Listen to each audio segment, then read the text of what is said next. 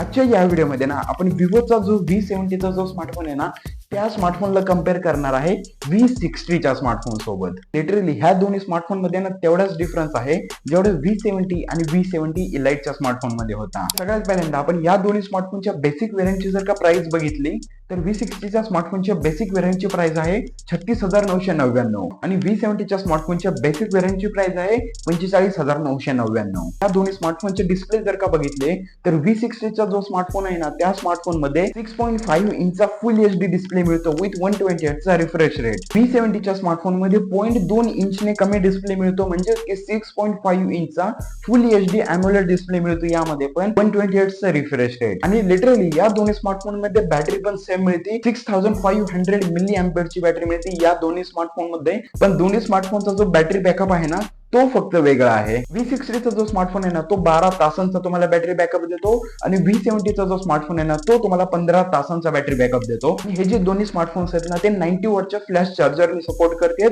दोन्ही स्मार्टफोन फक्त आणि फक्त 20 मिनिटांमध्ये 100% चार्जिंग होती या दोन्ही स्मार्टफोनने या फ्लॅश चार्जरमुळे. इव्हन या दोन्ही स्मार्टफोन मध्ये जे प्रोसेसर आहेत ना ते सेमच आहेत, फक्त प्रोसेसरचे जे AnTuTu स्कोर येतो ना तो फक्त दोन्हींचा वेगळा आहे.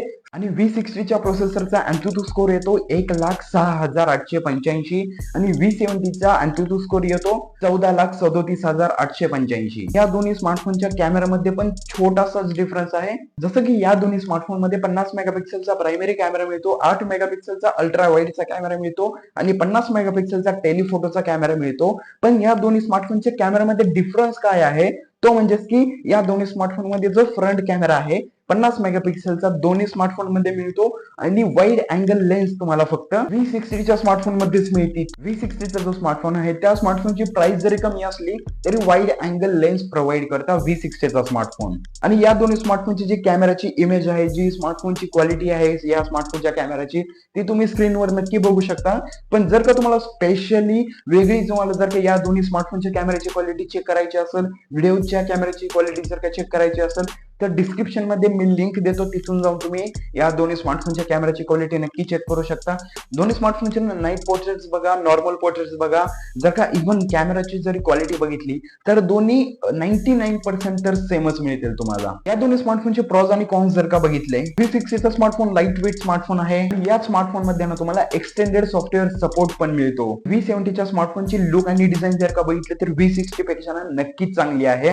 तो जो स्मार्टफोन आहे तो दिसायला एकदम जास्त प्रीमियम दिसतो. असं वाटतं की हा जो खर्च केलाय त्याचा कुठे ना कुठे फायदा झाला. आणि स्मार्टफोन मध्ये ना फ्लॅट डिस्प्ले पण मिळतो आणि या स्मार्टफोन मध्ये ना तुम्हाला स्टेरिओचा लाऊड स्पीकर पण मिळतो. आणि जर का दोन्ही स्मार्टफोनचे कॉन्स जर का बघितले, V60 च्या स्मार्टफोन मध्ये ऍव्हरेज लो लाईट आहे आणि सगळ्यात महत्वाचं म्हणजे हा जो स्मार्टफोन आहे ना तो थोडाफार लॅग मारतो. जर काही युजर्स आपण या स्मार्टफोन मध्ये जर का कमेंट बघितले तर भरपूर जास्त लोक असं म्हणतात की पण या स्मार्टफोन मध्ये लॅगचा इश्यू भरपूर दिसत आहे थोडे दिवस स्मार्टफोन युज केल्यानंतर.